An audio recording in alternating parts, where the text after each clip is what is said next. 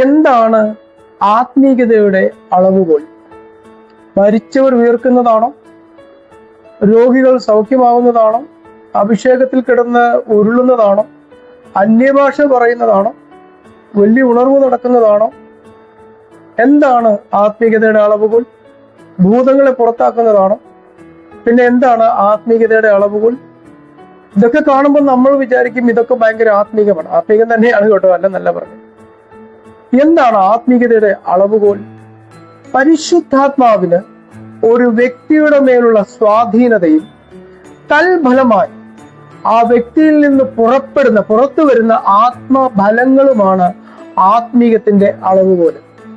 ഒരു നിറഞ്ഞു നിൽക്കുന്ന ഒരു പാടം, എല്ലാ നെൽക്കതിരുകളും വിളഞ്ഞു നിൽക്കുന്നു. അങ്ങനെ നിറഞ്ഞു നിൽക്കുന്ന നെൽപ്പാടങ്ങളിൽ നെൽക്കതിരുകളെല്ലാം കുനിഞ്ഞു നിൽക്കും, കളകളെല്ലാം മുകളിലോട്ട് നിൽക്കും. നമ്മിൽ പരിശുദ്ധാത്മാവിന്റെ കൃപയാൽ നമ്മൾ നിറയും തോറും, പരിശുദ്ധാത്മാവിന്റെ ഫലങ്ങൾ നമ്മൾ നിറയും തോറും നാം കൂടുതൽ വിനയമുള്ളവരായി മാറും, കൂടുതൽ നമ്മൾ താഴ്മയുള്ളവരായി മാറും.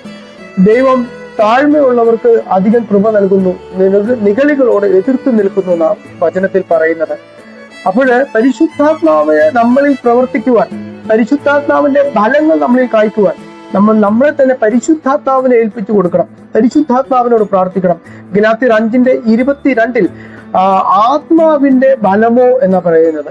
അതിന്റെ ഓപ്പോസിറ്റ് 5:18 നമ്മൾ വായിക്കുന്നുണ്ട്, പിന്നെ ജഡത്തിന്റെ പ്രവൃത്തികളോ പ്രവൃത്തി എന്ന് അവിടെ പറയുന്നത്. ഇവിടെ ആത്മാവിന്റെ ഫലങ്ങളോ സ്നേഹം, സമാധാനം, സന്തോഷം, ദീർഘക്ഷമ, ദയ, പരോപകാരം, ഇന്ദ്രിയജയം എന്നിങ്ങനെ ലിസ്റ്റ് കിടക്കുക. സഹോദരം, ഇതാണ് പരിശുദ്ധാത്മാവിന്റെ ഫലങ്ങൾ. അപ്പോൾ പരിശുദ്ധാത്മാവിന് എത്രത്തോളം നമ്മളിൽ സ്വാധീനതയുണ്ടോ അത്രത്തോളം പരിശുദ്ധാത്മാവിന്റെ ഫലങ്ങൾ നമ്മളിൽ നിന്ന് പുറത്തു വരും. അതാണ് ആത്മീയതയുടെ അളവുകോൽ. ദൈവം അനുഗ്രഹിക്കട്ടെ.